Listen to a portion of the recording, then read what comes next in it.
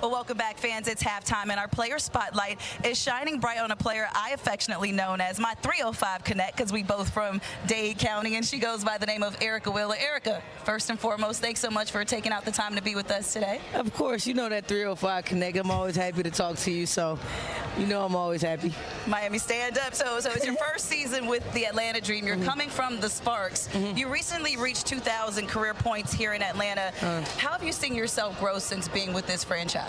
Oh man, it's like night and day, man. Just coming into the league, just being able to get that opportunity to fulfill my dream, and then to just be able to make a mark for myself, and make a name for myself has just been awesome. And to be able to reach 2,000 points, that's not easy. So for me, I think it shows the work that I put in, and the work that I'm gonna continue to put in. And I think we're gonna touch another milestone soon.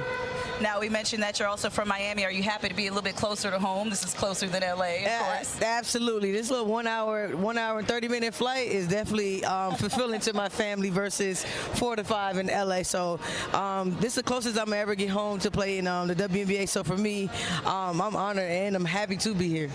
Now, in the 2019 WNBA All-Star Game, you were the MVP of that All-Star Game. You were undrafted out of Rutgers, the only undrafted player ever in the WNBA to win that award. What did that moment signify for you?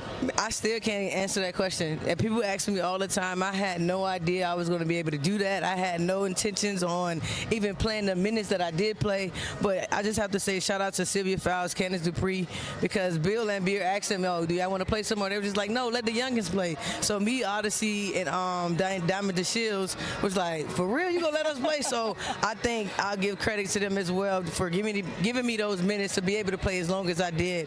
But if I can tell you, before the game started, I was gonna be All-Star MVP.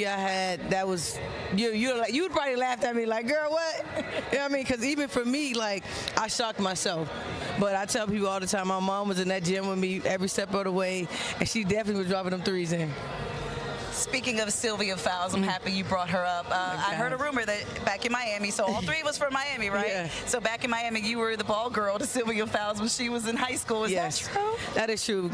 Sil was playing at Miami Edison at the time, and the guy, Coach Tony, who started me with playing basketball, also coached her as well. So, yeah, I was pretty bad. It was more so because Sil said I wasn't rebounding the ball and passing it. I was rebounding the ball for myself and shooting it. So I'm like, I want to shoot too. So she always just called me bad. And always looked up to Sil just from when she was in high school up until now that she's retiring. It just, for me to see her from being so young and then to be done with basketball, it's just like, dang man, I done seen you from the start to finish. And this, for me, I think is it just shows her hard work. Now, you're also an Adidas-sponsored athlete. You've got a billboard out in L.A. I saw a picture in New York of your picture on the wall. Adidas supports you. What are some of the ways that they have helped support you and your brand? And honestly, when I first got to L.A., I probably had one of the biggest billboards in L.A. Somebody told me, like, man, LeBron don't even got a billboard that big in L.A. So for me, I think Adidas does a great job with putting women first and allowing us to express ourselves and be creative throughout the brand. So I love Adidas, man. Like, for me, like, I'm grateful. I will say that. Now, you also have the Erica Wheeler Foundation. What need were you trying to fill with the foundation? What are some of the things that you guys do? The one thing about me, you'll notice, I love kids. So I just try to figure out ways through my foundation to create opportunity.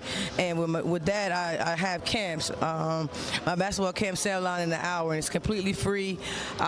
Each camper get a pair of shoes, which is sponsored by Adidas, a swag bag, which will have cool things in there like headbands, water bottles, wristbands, whatever Adidas send me, it's in a bag. And then the camp is completely free. I always have between 150 to 200 kids in the gym. So for me, just being able to create that foundation and have Adidas to back me to create them opportunities for kids, I think is glorifying for me as well. And growing up, like, I didn't see I didn't see Lisa Leslie come to Miami and do a camp. So for me, I think it's important to have these kids see me in the flesh to say, hey, I was just in your shoes a couple of years ago, because I'm not that old, and to let them know that they can be anything they want if they put their mind to it.